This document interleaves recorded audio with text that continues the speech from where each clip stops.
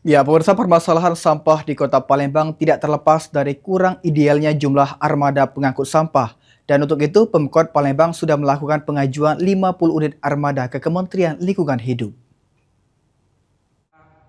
Kepala DLH Kota Palembang, Ahmad Mustain, menyampaikan saat ini jumlah armada pengangkut sampah yang ada hanya sebanyak 146 armada.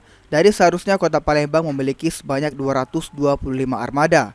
Untuk menambah armada pengangkut sampah pada tahun 2026 ini, Pemkot Palembang sudah melakukan pengajuan untuk bantuan gubernur, bantuan pemerintah pusat melalui Kementerian Lingkungan Hidup dan pada APBDP. Untuk pengajuan pengadaan armada pengangkut sampah ke pemerintah pusat sebanyak 50 unit dengan estimasi 1 unit armada senilai 1,5 miliar rupiah, sehingga untuk estimasi total anggaran sekitar 75 miliar rupiah. Tapi kami berupaya nanti di anggaran perubahan.